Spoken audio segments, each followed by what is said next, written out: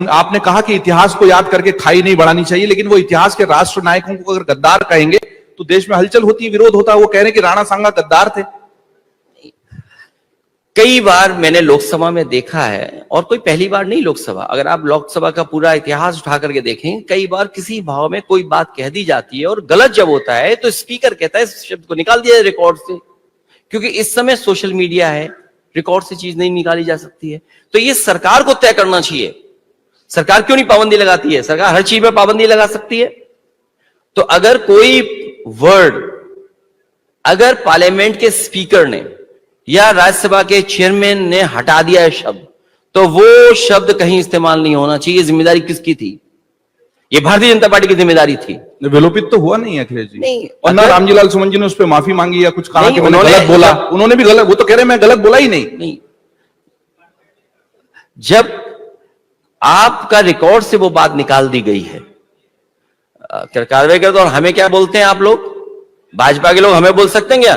मैंने इसलिए कहा, एक मिनट सुन लीजिए बात, मैंने इसलिए कहा। अब आप ये बताइए मुझे, ये पार्टी का डिसीजन है, हमें क्या लेना? जब मैंने ये कह दिया कि कोई भी किसी पर टिप्पणी नहीं करेगा, इतिहास है वो इतिहास रहने दो, इतिहास में अच्छी चीजें भी है, बुरी चीज भी है, तो आप किसी की भावना को ठेस नहीं पहुंचा सकते। जब पार्टी ने कह दिया, आपके लोग हमें क्या नहीं कहते? आपने कहा कि हम गोली मार देंगे, बताओ क्या आप गोली मार दोगे क्या? और हम उनमें से हैं जो घबराने वाले नहीं हैं। आपने बीजेपी ने क्यों कहलवाया कि गोली मार देंगे? भाई थोड़ा नारेबाजी मत कीजिए भाई, नारेबाजी कोई आप नहीं सुन रहे, नारेबाजी करेंगे तो आवाज नहीं आएगी, प्लीज। नहीं, नारे कोई ना लगाए। तो जब बीजेपी के लोग ये कहलवा रहे हैं कि हम गोली मार देंगे आपको, आप बताइए, अगर संविधान, क्योंकि आपने संविधान पे सवाल पूछा जी, वही मेरा अगला सवाल था, मैं दोहरा देता हूं, मैं शोर में सुनाई नहीं आया था।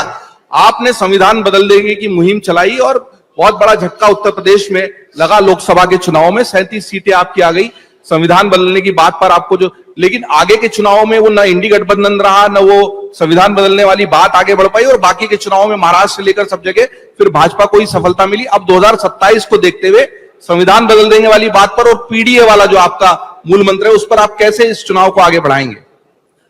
अगर किसी को कोई धमकी देता है, हमारा संविधान और कानून कहता है कि उसके पे ये कार्रवाई करनी चाहिए। संविधान और कानून ये कहता है, और संविधान और कानून के तहत आप कार्रवाई करिए। तो इसीलिए तो हम कह रहे हैं कि यहां पर कानून और संविधान नहीं चल रहा है, कोई भी किसी को कुछ भी कर सकता है। आप ओपनली चैलेंज कह रहे हो। मैं ये जानना चाहता हूं, अगर संविधान से देश चल रहा है और कानून से देश चल रहा है, जिस भावना से जिस लोगों ने कहलवाया कि गोली मार देंगे, जान ले लेंगे, आप बताओ इस संविधान और कानून में कार्रवाई क्यों नहीं की? इसीलिए नहीं की ना, क्योंकि आप संविधान और कानून को नहीं मानते हैं आप। और फिर जिस मंदिर में मैं गया, उसको गंगा जल से क्यों धुलवाया आपने? क्या हमारा संविधान कानून ये कहता है कि आप गंगा जल से धो देंगे मंदिर को? आप क्या ये नियम और कानून से चलेगा कि नहीं चलेगा? तो ये किसकी जिम्मेदारी है? जो आज के दिन सरकार में है, उसकी जिम्मेदारी बनती है कि अगर समाज में कोई इस तरह की भावना पैदा कर रहा है, उसके खिलाफ कार्रवाई करें। बताओ बीजेपी के लोगों ने क्या कार्रवाई की? और मैं उन पुराने तमाम ऐसे मुद्दे उत्तर प्रदेश में जहां कानून और नियम की कोई परवाह नहीं करी गई, कहीं लोगों को, और इसीलिए उत्तर प्रदेश कस्टोडियल डेथ में नंबर 1 है, फेक इनकाउंटर में नंबर 1 है। आप सोचिए, फेक इनकाउंटर में हम नंबर 1 है, हम कस्टोडियल डेथ में नंबर 1 है। क्या हमें नहीं दिखाई दे रहा? और सुनिए, सबसे बड़ी बात, एक आईएएस कमीशन ले रहा था, कमीशन लेकर के भाग्य अंडरग्राउंड हो गया। ये सरकार केवल विरोधियों के लिए, अल्पसंख्यकों के लिए, मुसलमान भाइयों के लिए न जाने कितने इन्होंने काम किए। अब जैन वालों का भी नंबर आ गया, बौद्ध वालों का भी नंबर आ गया। आप बताइए, बंबई में क्या जमीन छीनने के लिए नहीं, जैन लोगों का मंदिर गिरा दिया आपने। उनकी किताबें जीवन मानते किताबों को, धार्मिक किताबों को उन्होंने बुलडोजर से उड़वा दिया। क्यों? क्योंकि बिल्डर उनके साथ जुड़ा हुआ है। और केवल एक जगह जैन लोग, धर्म वालों पर नहीं अटैक हुआ, मध्य प्रदेश में देखिए कितना अटैक हुए। मध्य प्रदेश में मुनियों ने, जिन्होंने सब कुछ छोड़ दिया, उनसे क्या लेना चाहती है बीजेपी? जमीन के अलावा क्या लेना चाहती है? तो ये बदनाम करने के लिए किसी सीमा तक जा सकते हैं। और सोचो, उनकी मुख्यमंत्री ने माफी मांगी। ये भाजपाई लोग जो ज्यादा अपने आप को ईमानदार समझते हैं कि आप टोटी चोर बोलोगे मुझे, और अगर हम तुम्हारे बारे में कह दें तो,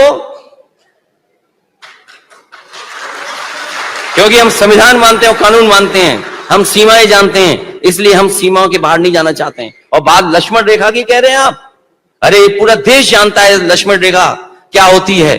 एक साधु के भेष में आया था रावण और सीता मां को लेकर के चला गया था। क्या लक्ष्मण रेखा की बातें कर रहे हैं आप? क्या आप सुप्रीम कोर्ट को डराना चाहते हो? आप कोर्ट को डराना चाहते हो?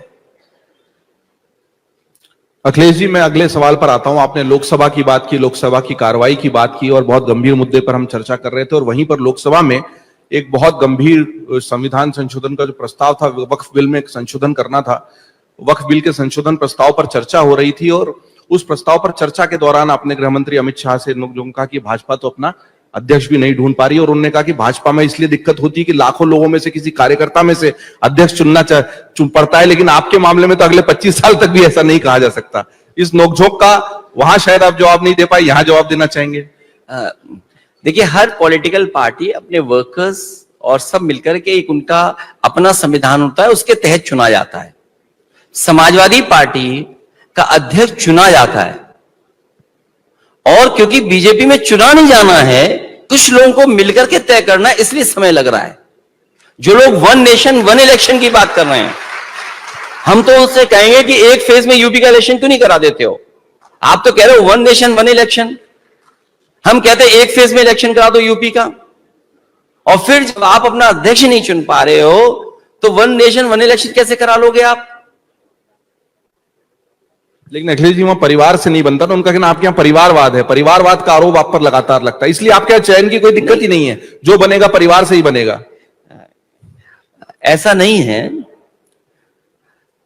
परिवार से बनना न बनना, उसे अपनी काबिलियत दिखानी पड़ेगी, और बिना काबिलियत के कोई अध्यक्ष नहीं बनकर के रह सकता है। और समय और परिस्थिति के हिसाब से फैसले लिए जाते हैं। बीजेपी वाले दूसरों की तो चिंता कर रहे हैं, अपने परिवारवाद की चिंता नहीं कर रहे हैं। वो खुद ही परिवार से जुड़े हुए लोग हैं, वो खुद ही अपने परिवार है एक उनका, वो अपने आप को तो सबसे बड़ा परिवार कहते हैं। उससे खतरनाक परिवार कौन हो सकता है? और फिर जो परिवारवादी बातें कर रहे हैं, कहां परिवारवाद नहीं है? जो यहां के मुख्यमंत्री जी हैं, हमसे पहले चुने गए हैं, वो क्यों चुने गए हैं? उनका रिश्ता मठ से क्या था? अगर उनकी रिश्तेदारी नहीं होती मठ से, तो शायद उन्हें यह मौका नहीं मिलता। बीजेपी में भरा पड़ा है परिवारवाद। कल्याण सिंह जी के परिवार के लोग नहीं है क्या राजनीति में? हम उनका बहुत सम्मान करते हैं, राजनाथ सिंह जी का, उनके परिवार के लोग भी हैं। मध्य प्रदेश चले जाओ, महाराष्ट्र चले जाओ, किस प्रदेश में परिवारवाद नहीं है? तो परिवारवाद तो भरा पड़ा है दूसरों को बदनाम करने के लिए। और फिर परिवारवाद केवल यहीं क्यों देख रहे हो आप? हर फील्ड में क्यों नहीं देखते हो? डॉक्टर का बच्चा डॉक्टर, वकील का बच्चा वकील, जज का परिवार का जज है कि नहीं है? कि नहीं है, बताइए आप। तो प्रोफेशन और राजनीति में थोड़ा सा अंतर होता है। राजनीति तो भी सेवा का काम है। आप प्रोफेशन को कंपेयर कर रहे हैं, लेकिन फिर भी चूंकि समय का इशारा हो रहा है अखिलेश जी, इसलिए मेरे 2 सवाल और बचे हैं, और चूंकि सवाल तो बहुत है लेकिन समय हमारे पास कम है। परिवारवाद से ही जुड़ा एक और बहुत बड़ा आरोप आप पर लगातार लगता है कि वो जातिवाद की वो राजनीति करते हैं। और कल मुख्यमंत्री जी अपने उद्बोधन में भी कह रहे थे, अगर इतनी ही दलितों की चिंता है तो आपके समय में दलितों के लिए मकान क्यों नहीं बने, दलितों के उद्धार के लिए तब काम क्यों नहीं किया, दलितों के जो नायक हैं जिन्होंने दलित उद्धार पर बहुत काम किया, वो आपकी प्रायोरिटी लिस्ट में क्यों नहीं है? लेकिन आप सिर्फ जातिवाद की और वोट बैंक की राजनीति करते हैं, और जातिवाद के माध्यम से आप देश को या समाज को तोड़ने वाला काम ज्यादा करते हैं। तोड़क शब्द का इस्तेमाल हुआ था। मैं चाहूंगा जो लोग भी समाजवादियों पे आरोप लगाते हैं जातिवाद का, उन्हें डॉक्टर राम मनोहर लोहिया की किताब जाति तोड़ो हिंदू बनाम हिंदू, उसको जरूर पढ़ना चाहिए। और दूसरी किताब बाबा साहब भीमराव अंबेडकर जी की एनिमिलेशन ऑफ कास्ट, वो भी उन्हें पढ़ना चाहिए। ये जातियां हमने नहीं बनाई, कोई एक मनु महाराज आए थे, उन्होंने बना दी। और जिसको जो काम करना था उसने काम नहीं किया। अगर जिसका जो काम था अगर वो काम करता तो आज हमारा देश अशिक्षित नहीं होता, अनपढ़ नहीं होता और हमारा देश गुलाम भी नहीं होता। हम मुगलों से भी गुलाम रहे और हम अंग्रेजों से भी गुलाम रहे। तो जिसको जो काम करना था वो काम किया नहीं, उसी का परिणाम यह है कि आज सबसे ज्यादा हम अशिक्षित हैं और सबसे ज्यादा हमारा देश गुलाम भी रहा। और जहां तक सवाल जातिवाद का है, मुख्यमंत्री जी ये भी बता के चले जाएं, इस उत्तर प्रदेश में किसी ने किसी का मुख्यमंत्री आवास नहीं धोया होगा गंगा जल से। जिस समय मैं वहां से बाहर हुआ, बताओ गंगा जल से धोया था मुख्यमंत्री आवास के नहीं धोया। और भारतीय जनता पार्टी से ज्यादा जातिवादी पार्टी कोई नहीं है। वो जातिवादी लोग हैं, वो जाति के हिसाब से फैसला लेते हैं। वाइस चांसलर के अपॉइंटमेंट्स क्या जाति के आधार पर नहीं हो रहे? क्या डीजीपी का अपॉइंटमेंट सब लोगों में चर्चा है और उसी चर्चा से बात मैंने निकाली। मैंने कहा कि दो चीजें तो हम लोग जानते हैं डीजीपी के बारे में, एक वो कारवाहक होंगे और दूसरे सिंह होंगे, बीच का नाम आना है बस। तो जातिवाद कौन है? जब हम सरकार में थे तो गवर्नर हाउस जातिवादी बताता था। आज बताइए मुख्य किस जाति के लोग हैं? मुख्य लोग किस जाति के लोग बैठे हुए हैं? हम समाजवादी लोग कभी जातिवादी लोग नहीं हो सकते। हम लोगों ने सबको लेकर के साथ चलने का काम किया है। जब कभी भी फैसला लिया होगा सबको साथ लिया है। और पीडीए केवल नारा नहीं है, ये हमारी भावना है। जो पीड़ित दुखी है वो हम उनके साथ खड़े हैं। जो पिछड़े दलित आदिवासी जिनके साथ अन्याय हो रहा है, पीड़ित दुखी पिछड़े दलित और हमारे मुसलमान भाई, जैन समाज, बौद्धिज्म, इन सब के साथ हम लोग खड़े हुए हैं। क्योंकि समय समय पर ये सरकार उनकी भी छीन रही है। बौद्ध धर्म के स्थानों को छीन रही सरकार, बीजेपी के लोग छीन रहे हैं। ये जो मुस्लिम भाइयों के वो स्थानों को बीजेपी वाले छीनना चाहते हैं। जैनियों का उदाहरण है, छीनना चाहते हैं। इसीलिए मैंने कहा कि सबसे बड़ी भूमाफिया पार्टी अगर कोई है तो वो भारतीय जनता पार्टी है।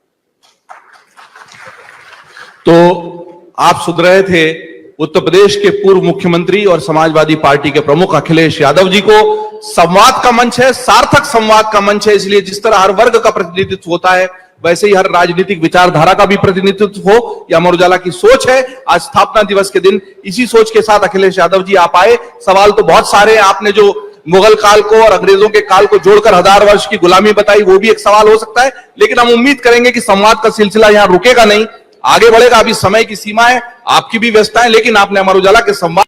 और मैं आपको बताना चाहता हूं अखिलेश जी की संवाद कल प्रारंभ हुआ और उत्तर प्रदेश के मुख्यमंत्री योगी आदित्यनाथ जी के उद्बोधन से हमने इसकी शुरुआत की।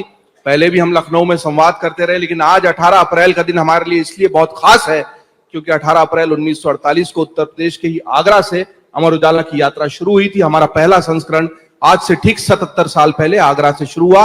हमारा आज स्थापना दिवस है और हमारे स्थापना दिवस के इस संवाद कार्यक्रम में आपका अभिनंदन है, स्वागत है।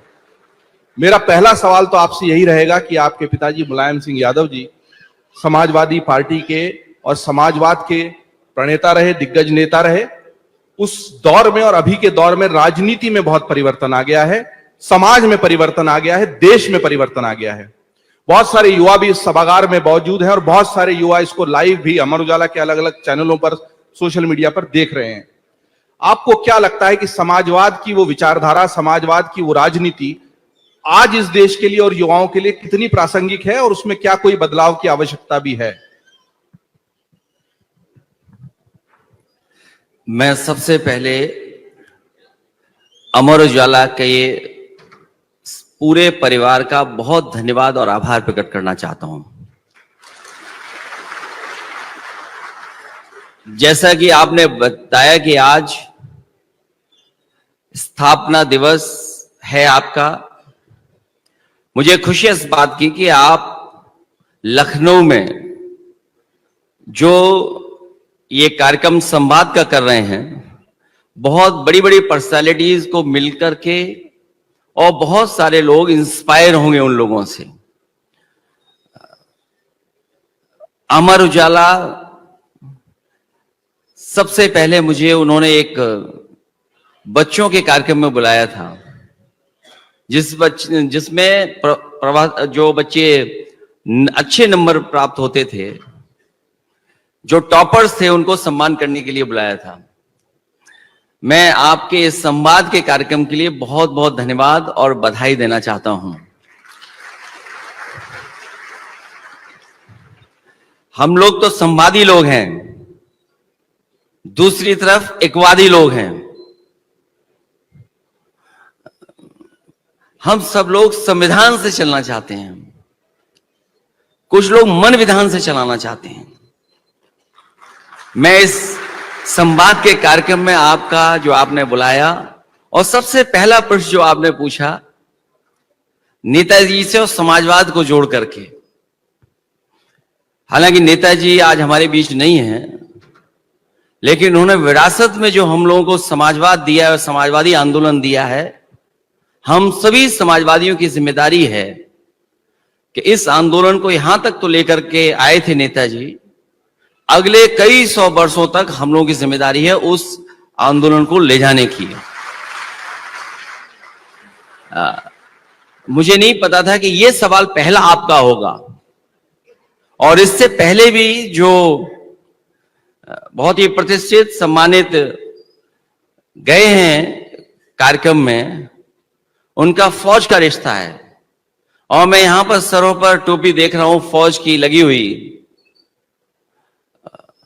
फौज हमारे देश की वो फौज है जो कठिन परिस्थितियों में, न जाने कैसे कैसे परिस्थितियों में हमारे देश की रक्षा कर रही है। और एक एक फौजी यहां जानता होगा कि नेताजी के समय पर वो फैसला लिया गया था कि अगर कोई भी किसी सीमा पर कहीं भी शहीद अगर होगा फौज का, तो उसके घर परिवार तक पहुंचाने का काम सरकार करेगी। ये जिम्मेदारी ये नेताजी ने निभाई थी। और उसके बैकग्राउंड की बात केवल इतनी सी थी, जिस समय ये फैसला लिया जा रहा था, सरकार ये कह रही थी कि बजट कम है, बजट पर्याप्त नहीं है, हम कितने लोगों को घर पहुंचाएंगे। नेताजी ने उसी समय कहा कि अगर फौजी हमारे देश की रक्षा करता है, उसको सम्मान के लिए अगर घर पहुंचाने और परिवार के बीच में आखिरी समय पे पहुंचाने के लिए कितना भी बजट खर्च होगा, सरकार को बजट खर्चना चाहिए। और उस समय का फैसला आज भी है। ये नेताजी का हमारा एक बहुत इमोशनल रिश्ता फौज से जुड़ा हुआ है। कम लोग जानते होंगे और शायद बहुत लोग जानते हैं, कभी कभी वो कंफ्यूज हो जाते हैं सैनिक स्कूल में और मिलिट्री स्कूल में। सैनिक स्कूल में और मिलिट्री स्कूल में कंफ्यूज हो जाते हैं। मुझे नेताजी ने मिलिट्री स्कूल में पढ़ने का मौका दिया, और उसी का परिणाम यह है कि आज भी हम लोग जो फौज में सिखाया गया था हम लोगों को, सुबह कितने बजे उठना है, कितने बजे पीटी होनी है, कितने बजे लंच होना है, कितने बजे स्पोर्ट्स होना है, कितने बजे डिनर होना है, और डिनर की ड्रेस क्या होगी, लंच की ड्रेस क्या होगी, और स्पोर्ट्स की क्या ड्रेस होगी, जो कभी फौज में एनडीए में सिखाया जाता है, उस मिलिट्री स्कूल का पूरा टाइम टेबल वही था। नेताजी ने वहां भेजा, उसकी वजह से आज भी हम लोग राजनीति में सक्सेसफुल हैं।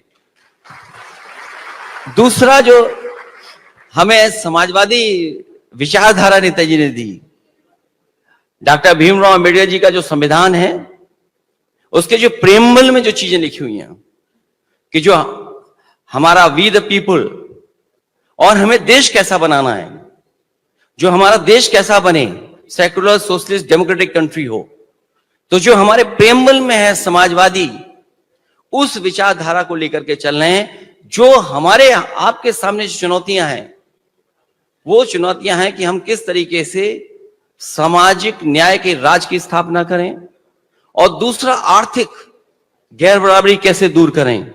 ये दो जो चैलेंजेस हैं, उन्हीं चैलेंजेस के आसपास हम लोग राजनीति कर रहे हैं। और हमारी कोशिश होगी कि अभी तक तो हम लोग मुकाबला कर करके आए हैं, आने वाले समय में इस प्रदेश में समाजवादी सरकार होगी, और सामाजिक न्याय के राज की स्थापना के लिए हम लोग आगे बढ़ने का काम करेंगे। पूर्व सेनाध्यक्ष मनोज पांडे जी थे, और आपने ठीक कहा, इसलिए बहुत सारे पूर्व सैनिक और बहुत सारे ऐसे युवा उत्तर प्रदेश के जो लखनऊ में आकर प्रशिक्षण ले रहे हैं ताकि वो सेना में भर्ती हो जाएं, वो भी अखिलेश जी हमारे बीच में। लेकिन मैं अपने अगले सवाल पर आऊंगा। और आपने कहा कि आगे आने वाले समय में समाजवादी पार्टी की फिर से सरकार बनेगी। लगता है 27 की तैयारियां भी अभी से ही जोरों पर शुरू हो गई। और देश में तो चुनाव की तैयारियां हमेशा चलती है। लेकिन मैं पीछे जाता हूं, 12 से 17 वाला जो आपका कार्यकाल था, उसकी सबसे बड़ी उपलब्धि आपको क्या लगती है कि उस दौरान ऐसा क्या काम हुआ जिसको आप अभी भी याद करेंगे? मैं आऊंगा उसके बाद अगले सवाल पर। और दूसरा, उस वक्त की सबसे बड़ी चुनौती जो अभी भी आपको लगता है कि उत्तर प्रदेश के लिए चुनौती बनी हुई है। मैं आपका धन्यवाद देता हूं कि आपने 12 से 17 की उपलब्धियां पूछ ली। एक वादी लोगों का मैंने भाषण सुना था, वो अभी भी गुम है, किस दुनिया में पता ही नहीं है, किस दुनिया में चले जाते हैं ये भी नहीं पता लगता कई बार। एक बार मैंने एक बहुत प्रतिष्ठित अखबार को, उसका पूरा विज्ञापन था अखबार का, और उस विज्ञापन में लिखा था कि उत्तर प्रदेश में 17 एक्सप्रेसवे बने हैं या बन रहे हैं। मैंने वहीं से बात निकाल करके ट्वीट किया, प्रेस कॉन्फ्रेंस में मैंने वो बात कही। और उसके बाद मैंने देखा कि जब मैं एयरपोर्ट से आ रहा था तो एक होर्डिंग लगी हुई थी। उस होर्डिंग में लिखा हुआ था कि 13 एक्सप्रेसवे बन रहे हैं, 4 प्रस्तावित हैं, नहीं 7 बन रहे हैं, 6 प्रस्तावित हैं, 7 और 6 13। मैंने तभी सोचा ये जो 4 17 वाले थे तो वो लगता है सपनों में बना रहे थे वो। अगर प्रतिष्ठित अखबार में 17 एक्सप्रेसवे की बात कही जाए और होर्डिंग आपको लगानी पड़ जाए 7 और 6 की, हमारे मुख्यमंत्री जी समझते नहीं है कि एक्सप्रेसवे क्या है। वो एक्सप्रेसवे को समझते नहीं कि एक्सप्रेसवे क्या है। वो 4 लेन सड़क को भी एक्सप्रेसवे समझते हैं।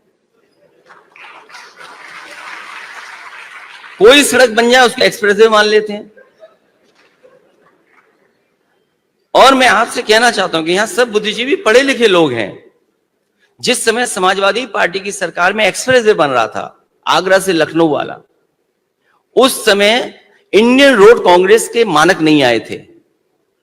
जो इंडियन रोड कांग्रेस के मानक हैं उसके तहत एक्सप्रेसवे बनने चाहिए, उस समय एक्सप्रेसवे नहीं आया था। तो समाजवादी पार्टी ने रिकॉर्ड टाइम में, वो भी नेताजी की वजह से, हम लोगों ने रिकॉर्ड टाइम में 21 महीने में 323 किलोमीटर का 6 लेन एक्सप्रेसवे और एक्सपेंडेबल टू 8 लेन बना करके दिखाया। और जिस समय नेताजी से लॉन्च कराया था मैं अपनी फौज का धन्यवाद देना चाहता हूं। और आज फिर एक बार एयरफोर्स का धन्यवाद दूंगा कि एयरफोर्स ने मिलकर के उत्तर प्रदेश की सरकार के साथ काम किया और देश का वो पहला एक्सप्रेसवे बना जिस एक्सप्रेसवे पर इमरजेंसी के समय पर आप कोई भी बड़े से बड़ा एयरक्राफ्ट उतार सकते हैं। और जिस दिन उद्घाटन हुआ था उस दिन सुकोई ने, मिराज ने टचडाउन किया था और बाद में हरकुलिस जैसा विमान उतरा। और वो समाजवादियों की उपलब्धि थी कि जब देश के प्रधानमंत्री को एक्सप्रेसवे पे उतरना हुआ तो वो समाजवादियों के डिजाइंड टेक्नोलॉजी जो हम लोगों ने उस समय पार्ट उनके साथ बनाया था, उसी का परिणाम था कि हरकुलिस जैसा विमान भी उतरा था पूर्वांचल एक्सप्रेसवे पर। तो अभी तो शुरू नहीं किया मैंने। समाजवादी सरकार में जो उपलब्धियां थी 12 से 17, बहुत क्लियरिटी के साथ कि एक तरफ तो हमें इंफ्रास्ट्रक्चर का काम करना है। मैं इसलिए टोक रहा हूं, एक सबसे बड़ी उपलब्धियां तो होंगी बहुत। एक जो आपके जहन में अभी है, क्योंकि मुझे आगे इससे जुड़ा एक सवाल और पूछना है। आपका टाइम कम पड़ जाएगा, हमारे पास उपलब्धियां ढेर सारी, इसीलिए एक उपलब्धि पूछ रहा हूं। वही मैं 12 से 17 जो एक्सप्रेसवे डिजाइन किया उसका परिणाम ये है कि जो एनएचएआई आज सड़क बना रहा है, एनएचएआई ने भी कॉपी की हमारी डिजाइन की। अभी तक एनएचएआई क्या करता था, सड़क पर टोल लगा देता था। जब उन्होंने आगरा लखनऊ एक्सप्रेसवे देखा कि कोई भी टोल ऊपर नहीं है, सब टोल नीचे हैं, तो अब वो भी शुरू करने लगे। और देखिए हमारे मुख्यमंत्री जी का दिल कितना छोटा है। पूर्वांचल एक्सप्रेस में जो बनाए हैं वे साइड एमिनिटीज इतने छोटे बनाए हैं, जो चला होगा वो जानता होगा, इतने छोटे बनाए हैं। और हमारे यहां देखेंगे आप इतने बड़े बने हैं कि अगर 2 बस इकट्ठी आए तो 2 बस इकट्ठी शौचालय जा सकती हैं, तुरंत शौचालय जाए, अपनी गाड़ी में बैठे आगे चले जाएं। और जो एक्सप्रेसवे इसलिए बोल रहा हूं क्योंकि एक्सप्रेसवे सबसे बड़ी उपलब्धि मैं इसलिए मानता हूं क्योंकि अमेरिका के बारे में कहा जाता था कि अमेरिका ने सड़कें बनाई और सड़कों ने अमेरिका बनाया। और मेरा मानना है कि अगर आप रफ्तार बढ़ा सकते हो तो अर्थव्यवस्था बढ़ा सकते हो। If you can double the speed you will triple the economy. और इसीलिए एक्सप्रेसवे उत्तर प्रदेश को हमने दिए। ये जो भाजपा वाले एक्सप्रेसवे बन रहे हैं, इसमें अगर आप तेज चले तो आपको डॉक्टर को दिखाना पड़ेगा, आपके कमर दर्द हो जाएगी या पेट दर्द हो जाएगा। और आप सोचिए, एक देश के प्रधानमंत्री जी ने उद्घाटन किया बुंदेलखंड एक्सप्रेसवे का। अगर देश के प्रधानमंत्री एक्सप्रेसवे का उद्घाटन करें तो वो हमसे भी अच्छा होना चाहिए। किस देश के प्रधानमंत्री उद्घाटन कर रहे हैं, और वो देश के प्रधानमंत्री जो विश्व गुरु हैं, दुनिया में उनकी पहचान है, परचम लहरा दुनिया में डंका बज रहा है उनका। और जब आप बुंदेलखंड एक्सप्रेस में जाएंगे तो उस समय का उद्घाटन हुआ, आज भी मेंटेनेंस हो रहा है। आज भी अगर हम लोग उठ चलें और चलें बुंदेलखंड एक्सप्रेस में तो अभी भी देख लेंगे मेंटेनेंस चल रहा है। और सोचिए, मुख्यमंत्री जी खुद दूसरों पे आरोप लगाते हैं कि ये हो रहा, वो हो रहा, फलाना हो रहा, ठिकाना हो रहा। अरे सब जानते हैं, ईडी, इनकम टैक्स और जो इनके सब विभाग इन्हीं के हैं। अभी जो हाथा पे छापा पड़ रहा है, हमारे गोरखपुर के लोग जानते होंगे, हाथा से झगड़ा कोई नया नहीं है, बहुत पुराना झगड़ा है, इसलिए उन्हें हाथा नहीं भाता है। सोचो, हाथा वाले नाराज हो गए सर। अखिलेश जी, तो एक मिनट, अभी तो एक्सप्रेस खत्म नहीं हुआ। एक्सप्रेसवे तो बहुत लंबा है, 200 किलोमीटर का है। मैं एक्सप्रेसवे से ही जुड़े एक सवाल पर आ जाता हूं, जोड़ लीजिएगा, आप जोड़ लीजिएगा। एक निवेदन है। नहीं 200 नहीं, वो है 323 किलोमीटर का। हाँ। और जो नया हमने प्रस्ताव दिया था पूर्वांचल का, वो है 340 किलोमीटर का। और जब से सरकार गई है हमारी, 1 इंच भी इस सरकार ने जमीन एक्वायर नहीं की। सोचिए आप, अगर वो बन जाता तो हमारा बिहार से जुड़ जाता, बंगाल से, और स्टेट को one of the best world class expressway मिलता। तो अभी तो एक्सप्रेस और लैपटॉप की कहानियां मैं इतनी बताना चाहता हूं।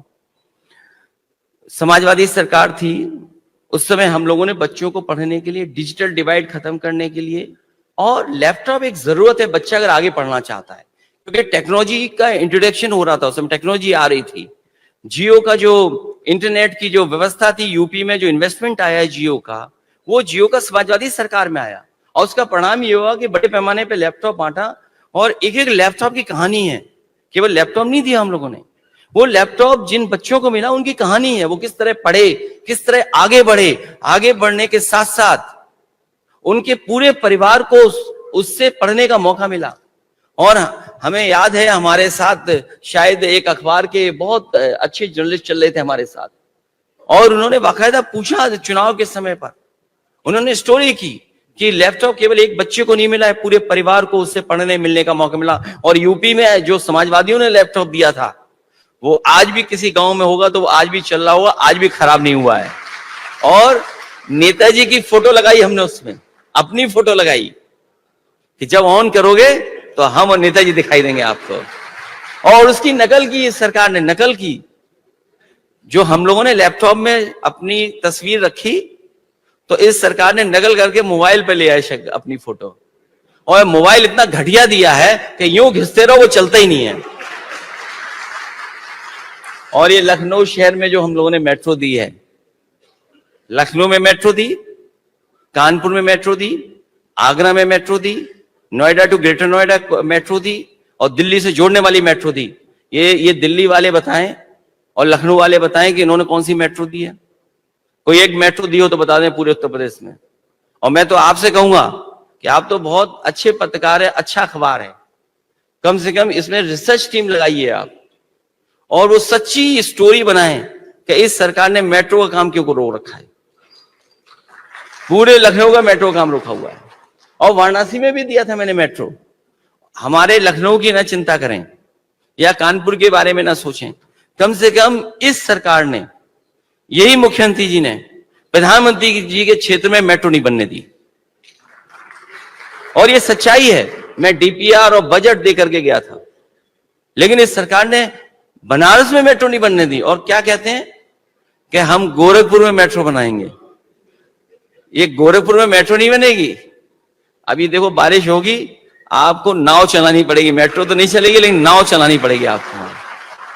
वो सोचिए मुख्यमंत्री अपने गृह जनपद का पानी ना निकाल पा रहे हो, इससे बुरा और क्या हो सकता है। वो भी कितने साल हो गए, 10 साल होने जा रहे हैं। ये जो 8 का लगा हुआ है, ये 8 का प्रचार चल रहा है, 8 बना के। ये 8 नहीं है, ये जो डबल इंजन सरकार है ये 00 है। जब 00 जुड़ते तब 8 बन जाता है।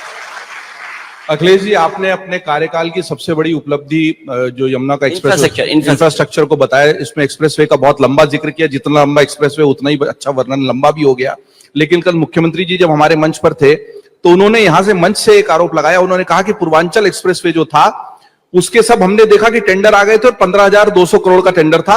उन्होंने देखा इसमें शायद कुछ गड़बड़, उन्होंने फिर से टेंडर बुलवाया, वो फिर 15,200 करोड़ का आया। तो उनको लगा कि यार ये हर बार मतलब ऐसा कैसे हो गया कि वही का वही आंकड़ा आया। तो उन्होंने फिर टेक्निकल बिड और फिजिबिलिटी सारी एक साथ मंगाई और उसी एक्सप्रेसवे को 11,000 करोड़ में बना दिया। मतलब एक तो 4,000 करोड़ बचाए और दूसरा ये आरोप लगाया कि आपकी सरकार में ये गड़बड़ झाला था, इसलिए 15,200 करोड़ का टेंडर गड़बड़ था। देखिए, मैंने पहले भी कहा, मुख्यमंत्री जी ये बात नहीं समझते कि एक्सप्रेसवे क्या चीज है।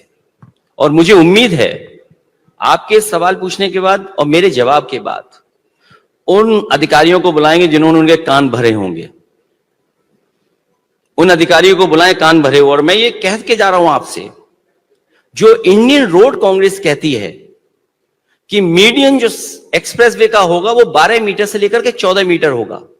जिस समय आगरा लखनऊ एक्सप्रेसवे बना था उस समय इंडियन रोड कांग्रेस के मानक नहीं आए थे। जो पूर्वांचल एक्सप्रेसवे मैंने डिजाइन किया था उस समय सरकार में जो डिजाइन हुआ था वो आगरा लखनऊ एक्सप्रेसवे से भी बेहतर डिजाइन हुआ था, जिसका मीडियन 12 मीटर था। मीडियन का मतलब डिवाइडर, जो दो सड़कों के बीच की जो दूरी थी वो 12 मीटर थी और सर्विस लेन थी, मंडियां थी, वे साइड एमिनिटीज थी। उसकी वजह से कॉस्ट बढ़ रही थी। आप ये बताइए, जो मीडियन था 12 मीटर का, अब कितना है मीडियन उसमें बताइए आप। दूसरा सर्विस लेन बननी थी, मंडी की जगह लेनी थी। अगर एक भी मंडी बनी हो तो बता दीजिए आप। और मैंने पहले ही जिक्र किया, जो शौचालय बनाए वो ऐसे बनाए जिसमें कोई जा ही नहीं सकता है। तो मानक के साथ खिलवाड़ की और केवल ये दिखाने के लिए कि सस्ता है, लेकिन क्वालिटी से कितना कंप्रोमाइज किया। ये जो सरकार के समय जब डिजाइन हुआ था तो इंडिया की one of the best companies आई थी जिनको वो जिन मानकों पे हुआ था। मैं आपसे कहूंगा कि इंडियन रोड कांग्रेस एक हाथ में रख लेना, समाजवादी सरकार में जो स्पेसिफिकेशन थे टेक्निकल एंड फाइनेंशियल उनको हाथ में रख लेना। और उन्होंने टेक्निकल स्पेसिफिकेशंस में क्या खिलवाड़ की है और उन्होंने फाइनेंशियल स्पेसिफिकेशंस में क्या खिलवाड़ की है, वो जब आप ध्यान दे दोगे तो आपको पता लग जाएगा कि कितनी बड़ी सरकार ने सिक्योरिटी के साथ खिलवाड़ की है, सेफ्टी के साथ खिलवाड़ की, आप कल्पना नहीं कर सकते। इसलिए इंडियन रोड कांग्रेस की डिजाइन से, उसके मानक से पूर्वांचल एक्सप्रेसवे डिजाइन किया था। वो तो भूल जाइए जो मुख्यमंत्री जी कह रहे हैं। एक गोरखपुर लिंक सड़क बन रही है, 2022 में उसके शुरुआत हो जानी चाहिए थी। 90 किलोमीटर की सड़क 7,000 करोड़ की बन रही है और 2025 आ गया, अभी तक उद्घाटन नहीं हुआ। इससे बड़ा गोरख धंधा और क्या हो सकता है? इससे बड़ा गोरख धंधा क्या हो सकता है कि 90 किलोमीटर की सड़क 7,000 करोड़ की।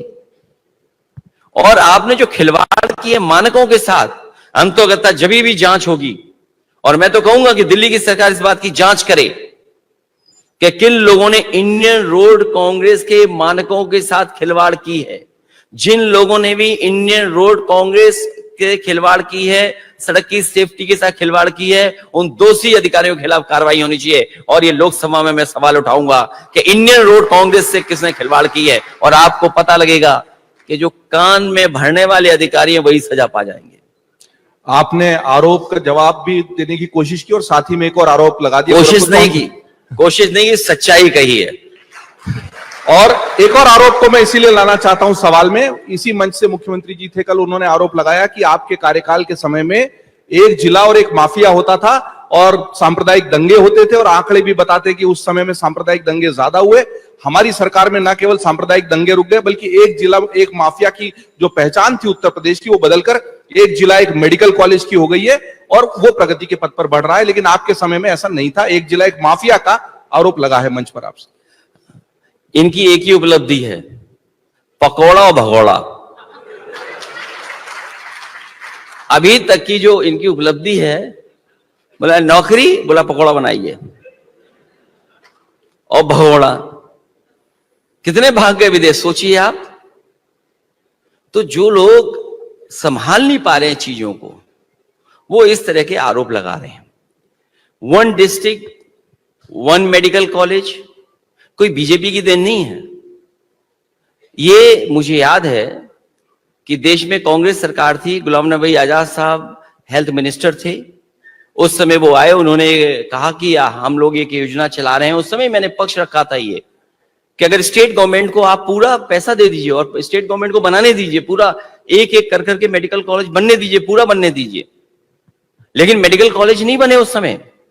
मुझे याद है कि सबसे पहला शाहजहांपुर का हम लोगों ने मेडिकल कॉलेज का शिलान्यास किया था। उस समय जो भारतीय जनता पार्टी के स्वास्थ्य मंत्री थे, जो आजकल भारतीय जनता पार्टी के राष्ट्रीय अध्यक्ष हैं, वो और हम दोनों मिलकर के शाहजहांपुर का स्टेट और सेंटर स्कीम का पहला मेडिकल कॉलेज का शिलान्यास किया था हम लोगों ने। जब तक समाजवादी सरकार रही, हम लोगों ने बजट दिया, बनाया।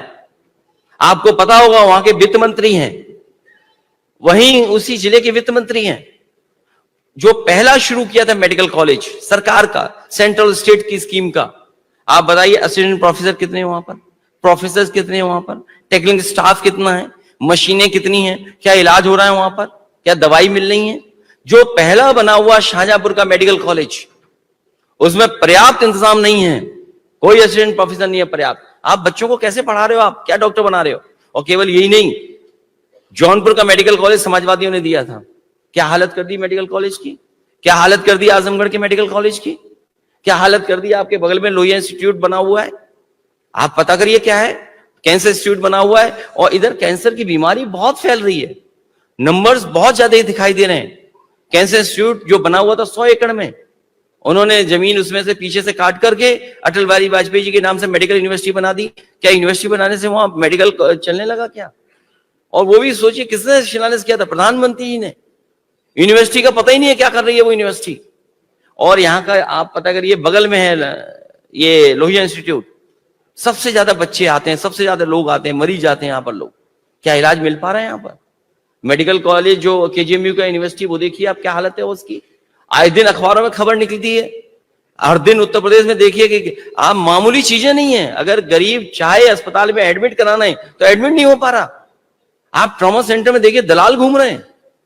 और ये मैं नहीं कह रहा हूं, तब जब अखबार को इतना भुगतान करते हैं ये लोग, उसके बाद भी अखबार वाले थोड़ी बहुत खबर निकाल देते हैं और अखबार वालों को फ्री छोड़ दें। तो अभी पता लग जाएगा सरकार की सच्चाई क्या है। इतना दबाव है सब लोगों पर। अखिलेश जी, मैं बड़ी विनम्रता से कहूंगा कि अमर उजाला ही वो अखबार है जिसने संवाद का ये मंच आपको हासिल कराया, और आपकी पूरी बात लाइव प्रसारित हो रही है। इसी से मैं अपने अगले सवाल पर भी आता हूं, और हम इस मंच पर आपकी इस बातचीत को आगे बढ़ाएंगे। आप ही की पार्टी के 2 नेताओं के बयान है जो पूरे देश में चर्चा का विषय है। पहले मैं आता हूं अबू आजमी के बयान पर, जो कहते हैं कि औरंगजेब तो अच्छा प्रशासक था, क्रूर नहीं था, तानाशाह था, उसको गलत तरीके से पोर्ट्रे किया। और छावा फिल्म के आने के बाद जो पूरा विवाद हुआ, इस पर आपका क्या कहना। आप ही की पार्टी के नेता हैं और वो कहते हैं कि औरंगजेब तो अच्छा राजा था, क्रूर तानाशाह नहीं था, निर्दयी नहीं था, अत्याचारी नहीं था, और उसी वजह से छत्रपति शिवाजी महाराज को लेकर भी कई बातें आई। इस पर आपकी क्या राय है।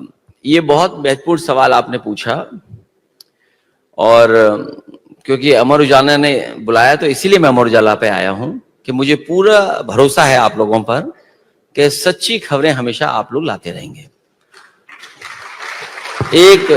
एक जिसका काम था जगाने का, वो जगा नहीं रहा था, पता नहीं सुला रहा था लोगों को। जागरण करने की जिसकी जिम्मेदारी थी, वो लोगों को सुला रहा था।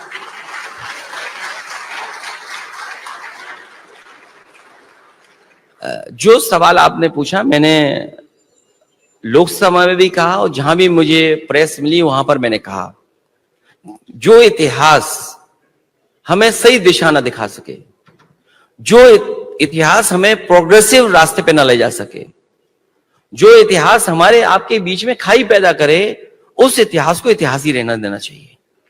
इसीलिए मैंने अपनी पार्टी के लीडर से कहा, मैं आपके माध्यम से फिर कहता हूं, धार्मिक किसी पे भी हम लोगों को कोई भी टिप्पणी नहीं करनी है,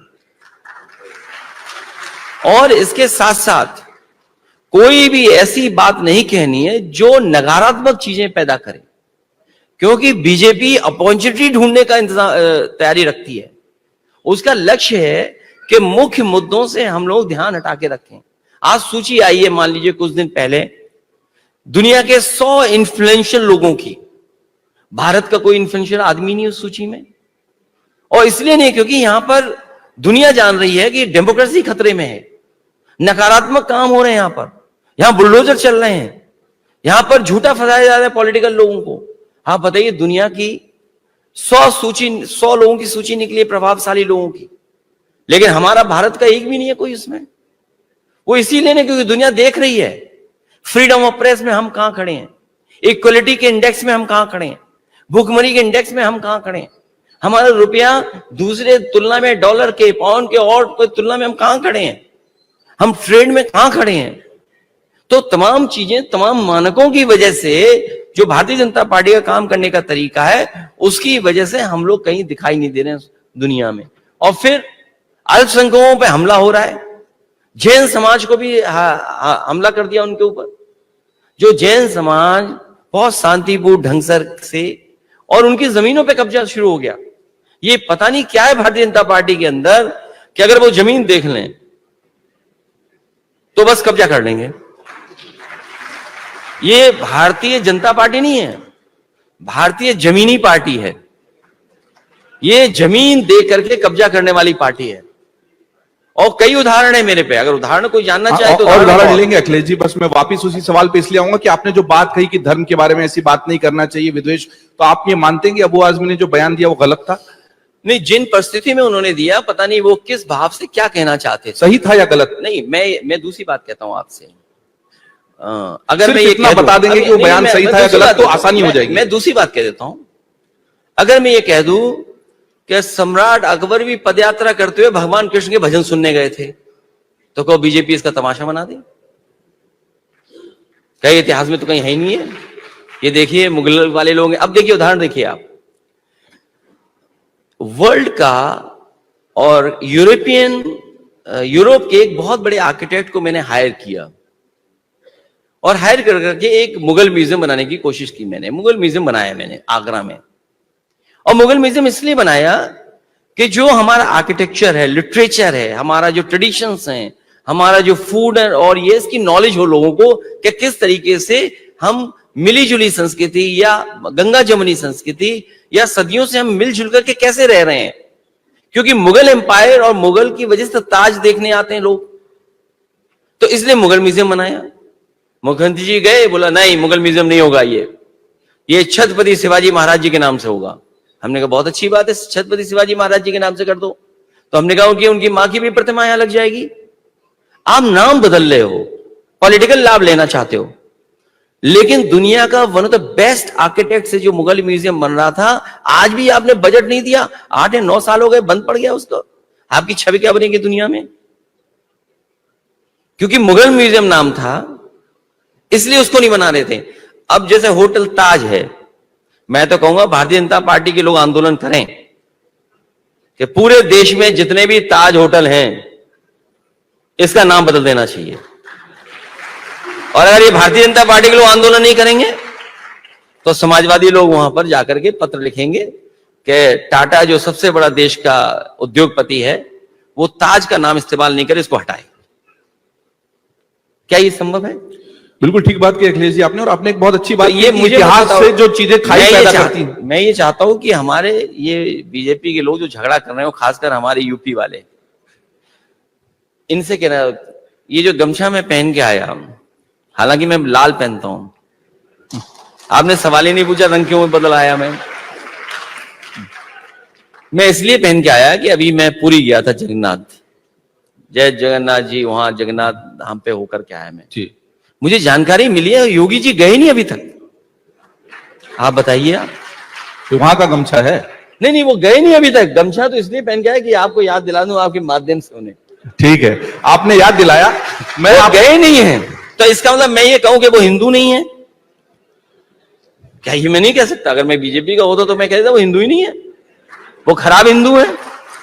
क्योंकि अगर सच्चा हिंदू है तो स्वामी विवेकानंद जी ने जो कहा कि यूनिवर्सल एक्सेप्टेंस और टॉलरेंस हमारा धर्म सिखाता है, जब उन्होंने शिकागो में भाषण दिया तो उन्होंने भाषण ये दिया कि हम उस देश के उस धरती से आते हैं जो देश और जिस देश का धर्म हमें यह सिखाता है कि हम सबको स्वीकार कर लेते हैं। यूनिवर्सल एक्सेप्टेंस हमारा धर्म सिखाता है, सहिष्णुता सिखाता है, टॉलरेंस सिखाता है हमारा धर्म। बताइए विवेकानंद जी की कितनी बात मानते हैं? केवल वस्त्र पहन लेते हैं, उन जैसे बोले हम हो गए विवेकानंद। तो वस्त्र से कोई योगी नहीं हो सकता है, विचार से योगी हो सकता है। इस लोकतांत्रिक देश में आप डंडे की बात करेंगे आप? अरे जो खुद ही अंडा है वो डंडे की बात ही तो करेंगे, और क्या बात करेंगे? क्योंकि आप ये बताइए, नया शब्द आ गया जीरो पॉवर्टी। ये क्या है जीरो पॉवर्टी? कभी अंग्रेज या दूसरे मुल्क के देश के लोग इस्तेमाल करते हैं जीरो पॉवर्टी, बोले जीरो पॉवर्टी होगी उत्तर प्रदेश में। जीरो को हम लोग अंडा भी कहते हैं, तो जीरो पॉवर्टी हो गई क्या? 8 साल बाद जीरो पॉवर्टी। और फिर आप कहते हैं हम ये लॉ एंड ऑर्डर को लेकर के जीरो टॉलरेंस है। आप किसी के साथ भी अन्याय कर दे रहे हो, आप किसी पे भी झूठे मुकदमे लगा दे रहे हो, आप किसी को भी जेल भेज दे रहे हो, आप किसी की भी इनकाउंटर कर दे रहे हो, हत्या कर दे रहे हो। बस्ती में एक उपाध्याय नौजवान बच्चा इसलिए मार दिया पुलिस ने पीट पीट करके क्योंकि उसे 5,000 रुपए मांगे जा रहे थे। पूरे उत्तर प्रदेश के लोग जानते हैं कि पुलिस वाले 5,000 रुपए मांग रहे थे, उसमें 5,000 रुपए नहीं थे। इसी तरह मुझे याद है मुस्लिम एक लड़का, टिकटॉक उस समय चलता था, टिकटॉक चलता था, जौनपुर का मुस्लिम बेटा क्योंकि टिकटॉक बना लिया था, पुलिस ने पकड़ लिया, उसके पिताजी से पैसे मांग रहे थे, उसकी भी जान चली गई। अभी आजमगढ़ में एक दलित, उससे पैसा मांगा जा रहा था, वसूला जा रहा था, पुलिस ने इतना पीटा, क्या दिखाया कि नाड़े से इसने फांसी लगा दी। ये है पुलिस का विभाग। ठीक है, आपके पास बहुत उदाहरण है अखिलेश जी, लेकिन मैं अगले बयान पे आता हूं। रामजी लाल सुमन, आपने कहा कि इतिहास को याद करके खाई नहीं बढ़ानी चाहिए, लेकिन वो इतिहास के राष्ट्र नायकों को अगर गद्दार कहेंगे तो देश में हलचल होती है, विरोध होता है। वो कह रहे हैं कि राणा सांगा गद्दार थे। कई बार मैंने लोकसभा में देखा है, और कोई पहली बार नहीं लोकसभा, अगर आप लोकसभा का पूरा इतिहास उठा करके देखें, कई बार किसी भाव में कोई बात कह दी जाती है और गलत जब होता है तो स्पीकर कहता है इस शब्द को निकाल दिया रिकॉर्ड से, क्योंकि इस समय सोशल मीडिया है, रिकॉर्ड से चीज नहीं निकाली जा सकती है। तो ये सरकार को तय करना चाहिए। सरकार क्यों नहीं पाबंदी लगाती है? सरकार हर चीज पर पाबंदी लगा सकती है। तो अगर कोई वर्ड, अगर पार्लियामेंट के स्पीकर ने या राज्यसभा के चेयरमैन ने हटा दिया है शब्द, तो वो शब्द कहीं इस्तेमाल नहीं होना चाहिए। जिम्मेदारी किसकी थी? ये भारतीय जनता पार्टी की जिम्मेदारी थी। विलोपित तो हुआ नहीं अखिलेश जी, नहीं। और ना रामजी लाल सुमन जी ने उस पर माफी मांगी या कुछ कहा कि मैंने गलत बोला। उन्होंने भी गलत, वो तो कह रहे मैं गलत बोला ही नहीं। जब आपका रिकॉर्ड से वो बात निकाल दी गई है, कार्रवाई कर दो। और हमें क्या बोलते हैं आप लोग, भाजपा के लोग हमें बोल सकते हैं क्या? मैंने इसलिए कहा, एक मिनट सुन लीजिए बात, मैंने इसलिए कहा। अब आप ये बताइए मुझे, ये पार्टी का डिसीजन है, हमें क्या लेना? जब मैंने ये कह दिया कि कोई भी किसी पर टिप्पणी नहीं करेगा, इतिहास है वो इतिहास रहने दो, इतिहास में अच्छी चीजें भी है, बुरी चीज भी है, तो आप किसी की भावना को ठेस नहीं पहुंचा सकते। जब पार्टी ने कह दिया, आपके लोग हमें क्या नहीं कहते? आपने कहा कि हम गोली मार देंगे, बताओ क्या आप गोली मार दोगे क्या? और हम उनमें से हैं जो घबराने वाले नहीं हैं। आपने बीजेपी ने क्यों कहलवाया कि गोली मार देंगे? भाई थोड़ा नारेबाजी मत कीजिए भाई, आप नारेबाजी कोई आप नहीं सुन रहे, नारेबाजी करेंगे तो आवाज नहीं आएगी, प्लीज। नहीं, नारे कोई ना लगाए। तो जब बीजेपी के लोग ये कहलवा रहे हैं कि हम गोली मार देंगे आपको, आप बताइए, अगर संविधान, क्योंकि आपने संविधान पे सवाल पूछा जी, वही मेरा अगला सवाल था, मैं दोहरा देता हूं, मैं शोर में सुनाई नहीं आया था। आपने संविधान बदल देने की मुहिम चलाई और बहुत बड़ा झटका उत्तर प्रदेश में लगा। लोकसभा के चुनाव में 37 सीटें आपकी आ गई। संविधान बदलने की बात पर आपको जो, लेकिन आगे के चुनावों में वो न इंडी गठबंधन रहा, न वो संविधान बदलने वाली बात आगे बढ़ पाई, और बाकी के चुनावों में महाराष्ट्र से लेकर सब जगह फिर भाजपा को ही सफलता मिली। अब 2027 को देखते हुए संविधान बदल देने वाली बात पर और पीडीए वाला जो आपका मूल मंत्र है, उस पर आप कैसे इस चुनाव को आगे बढ़ाएंगे? अगर किसी को कोई धमकी देता है, हमारा संविधान और कानून कहता है कि उसके पे ये कार्रवाई करनी चाहिए। संविधान और कानून ये कहता है, संविधान और कानून के तहत आप कार्रवाई करिए। तो इसीलिए तो हम कह रहे हैं कि यहां पर कानून और संविधान नहीं चल रहा है। कोई भी किसी को कुछ भी कर सकता है। आप ओपनली चैलेंज कह रहे हो। मैं ये जानना चाहता हूं, अगर संविधान से देश चल रहा है और कानून से देश चल रहा है, जिस भावना से जिस लोगों ने कहलवाया कि गोली मार देंगे, जान ले लेंगे, आप बताओ इस संविधान और कानून में कार्रवाई क्यों नहीं की? इसीलिए नहीं की ना, क्योंकि आप संविधान और कानून को नहीं मानते हैं आप। और फिर जिस मंदिर में मैं गया, उसको गंगाजल से क्यों धुलवाया आपने? क्या हमारा संविधान कानून ये कहता है कि आप गंगाजल से धो देंगे मंदिर को? आप क्या ये नियम और कानून से चलेगा कि नहीं चलेगा? तो ये किसकी जिम्मेदारी है? जो आज के दिन सरकार में है, उसकी जिम्मेदारी बनती है कि अगर समाज में कोई इस तरह की भावना पैदा कर रहा है, उसके खिलाफ कार्रवाई करें। बताओ बीजेपी के लोगों ने क्या कार्रवाई की? और मैं उन पुराने तमाम ऐसे मुद्दे उत्तर प्रदेश में जहां कानून और नियम की कोई परवाह नहीं करी गई, कहीं लोगों को, और इसीलिए उत्तर प्रदेश कस्टोडियल डेथ में नंबर 1 है, फेक इनकाउंटर में नंबर 1 है। आप सोचिए, फेक इनकाउंटर में हम नंबर 1 है, हम कस्टोडियल डेथ में नंबर 1 है। क्या हमें नहीं दिखाई दे रहा? और सुनिए, सबसे बड़ी बात, एक आईएएस कमीशन ले रहा था, कमीशन लेकर के भाग्य अंडरग्राउंड हो गया। ये सरकार केवल विरोधियों के लिए, अल्पसंख्यकों के लिए, मुसलमान भाइयों के लिए न जाने कितने इन्होंने काम किए। अब जैन वालों का भी नंबर आ गया, बौद्ध वालों का भी नंबर आ गया। आप बताइए, बंबई में क्या जमीन छीनने के लिए नहीं, जैन लोगों का मंदिर गिरा दिया आपने? उनकी किताबें जीवंत मानते, जीवन मानते किताबों को, धार्मिक किताबों को उन्होंने बुलडोजर से उड़वा दिया। क्यों? क्योंकि बिल्डर उनके साथ जुड़ा हुआ है। और केवल एक जगह जैन लोग, धर्म वालों पर नहीं अटैक हुआ, मध्य प्रदेश में देखिए कितना अटैक हुए। मध्य प्रदेश में मुनियों ने, जिन्होंने सब कुछ छोड़ दिया, उनसे क्या लेना चाहती है बीजेपी? जमीन के अलावा क्या लेना चाहती है? तो ये बदनाम करने के लिए किसी सीमा तक जा सकते हैं। और सोचो, उनकी मुख्यमंत्री ने माफी मांगी। ये भाजपाई लोग जो ज्यादा अपने आप को ईमानदार समझते हैं, कि आप टोटीचोर बोलोगे मुझे? और अगर हम तुम्हारे बारे में कह दें तो? क्योंकि हम संविधान मानते हैं और कानून मानते हैं, हम सीमाएं जानते हैं, इसलिए हम सीमाओं के बाहर नहीं जाना चाहते हैं। और बात लक्ष्मण रेखा की कह रहे हैं आप, अरे पूरा देश जानता है लक्ष्मण रेखा क्या होती है। एक साधु के भेष में आया था रावण और सीता मां को लेकर के चला गया था। क्या लक्ष्मण रेखा की बातें कर रहे हैं आप? क्या आप सुप्रीम कोर्ट को डराना चाहते हो? आप कोर्ट को डराना चाहते हो?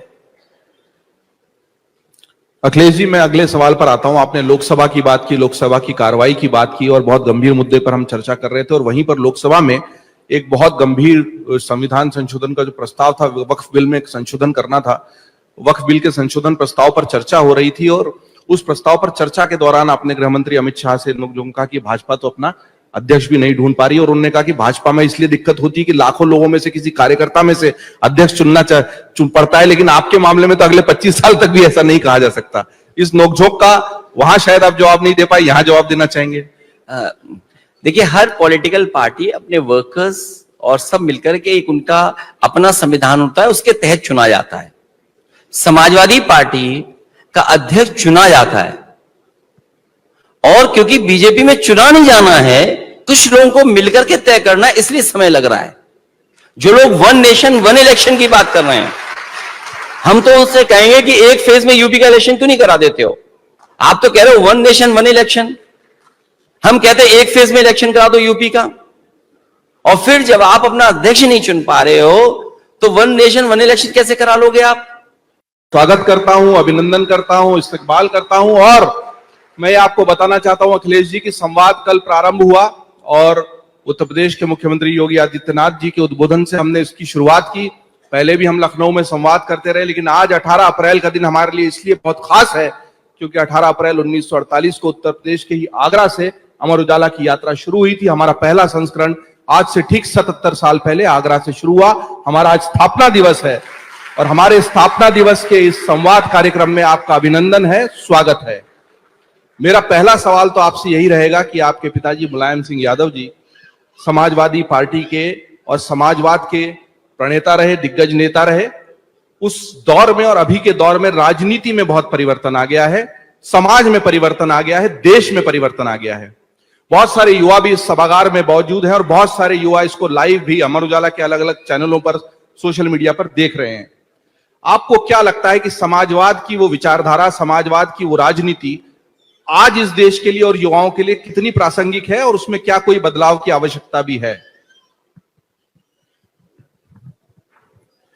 मैं सबसे पहले अमर उजाला के पूरे परिवार का बहुत धन्यवाद और आभार प्रकट करना चाहता हूं। जैसा कि आपने बताया कि आज स्थापना दिवस है आपका, मुझे खुशी इस बात की कि आप लखनऊ में जो ये कार्यक्रम संवाद का कर रहे हैं, बहुत बड़ी बड़ी पर्सनालिटीज को मिलकर के, और बहुत सारे लोग इंस्पायर होंगे उन लोगों से। अमर उजाला सबसे पहले मुझे उन्होंने एक बच्चों के कार्यक्रम में बुलाया था, जिसमें जो बच्चे अच्छे नंबर प्राप्त होते थे, जो टॉपर्स थे, उनको सम्मान करने के लिए बुलाया था। मैं आपके इस संवाद के कार्यक्रम के लिए बहुत बहुत धन्यवाद और बधाई देना चाहता हूं। हम लोग तो संवादी लोग हैं, दूसरी तरफ एकवादी लोग हैं। हम सब लोग संविधान से चलना चाहते हैं, कुछ लोग मन विधान से चलाना चाहते हैं। मैं इस संवाद के कार्यक्रम में आपका जो आपने बुलाया और सबसे पहला प्रश्न जो आपने पूछा नेताजी से और समाजवाद को जोड़ करके, हालांकि नेताजी आज हमारे बीच नहीं हैं, लेकिन उन्होंने विरासत में जो हम लोगों को समाजवाद दिया है, समाजवादी आंदोलन दिया है, हम सभी समाजवादियों की जिम्मेदारी है कि इस आंदोलन को यहां तक तो लेकर के आए थे नेताजी, अगले कई सौ वर्षों तक हम लोगों की जिम्मेदारी है उस आंदोलन को ले जाने की। मुझे नहीं पता था कि यह सवाल पहला आपका होगा, और इससे पहले भी जो बहुत ही प्रतिष्ठित सम्मानित गए हैं कार्यक्रम में, उनका फौज का रिश्ता है। और मैं यहां पर सरों पर टोपी देख रहा हूं फौज की लगी हुई। फौज हमारे देश की वो फौज है जो कठिन परिस्थितियों में, न जाने कैसे कैसे परिस्थितियों में हमारे देश की रक्षा कर रही है। और एक एक फौजी यहां जानता होगा कि नेताजी के समय पर वो फैसला लिया गया था कि अगर कोई भी किसी सीमा पर कहीं भी शहीद अगर होगा फौज का, तो उसके घर परिवार तक पहुंचाने का काम सरकार करेगी। ये जिम्मेदारी ये नेताजी ने निभाई थी। और उसके बैकग्राउंड की बात केवल इतनी सी थी, जिस समय ये फैसला लिया जा रहा था, सरकार ये कह रही थी कि बजट कम है, बजट पर्याप्त नहीं है, हम कितने लोगों को घर पहुंचाएंगे। नेताजी ने उसी समय कहा कि अगर फौजी हमारे देश की रक्षा करता है, उसको सम्मान के लिए अगर घर पहुंचाने और परिवार के बीच में आखिरी समय पे पहुंचाने के लिए कितना भी बजट खर्च होगा, सरकार को बजट करना चाहिए। और उस समय का फैसला आज भी है। ये नेताजी का हमारा एक बहुत इमोशनल रिश्ता फौज से जुड़ा हुआ है। कम लोग जानते होंगे और शायद बहुत लोग जानते हैं, कभी कभी वो कंफ्यूज हो जाते हैं सैनिक स्कूल में और मिलिट्री स्कूल में। सैनिक स्कूल में और मिलिट्री स्कूल में कंफ्यूज हो जाते हैं। मुझे नेताजी ने मिलिट्री स्कूल में पढ़ने का मौका दिया। उसी का परिणाम यह है कि आज भी हम लोग जो फौज में सिखाया गया था हम लोगों को, सुबह कितने बजे उठना है, कितने बजे पीटी होनी है, कितने बजे लंच होना है, कितने बजे स्पोर्ट्स होना है, कितने बजे डिनर होना है, और डिनर की ड्रेस क्या होगी, लंच की ड्रेस क्या होगी, और स्पोर्ट्स की क्या ड्रेस होगी, जो कभी फौज में एनडीए में सिखाया जाता है। उस मिलिट्री स्कूल का पूरा टाइम टेबल वही था। नेताजी ने वहां भेजा, उसकी वजह से आज भी हम लोग राजनीति में सक्सेसफुल हैं। दूसरा, जो हमें समाजवादी विचारधारा नेताजी ने दी, डॉक्टर भीमराव अंबेडकर जी का जो संविधान है, उसके जो प्रेम्बल में जो चीजें लिखी हुई हैं कि जो हमारा वी द पीपुल, और हमें देश कैसा बनाना है, जो हमारा देश कैसा बने, सेकुलर सोशलिस्ट डेमोक्रेटिक कंट्री हो, तो जो हमारे प्रेम्बल में है समाजवादी, उस विचारधारा को लेकर के चल रहे हैं।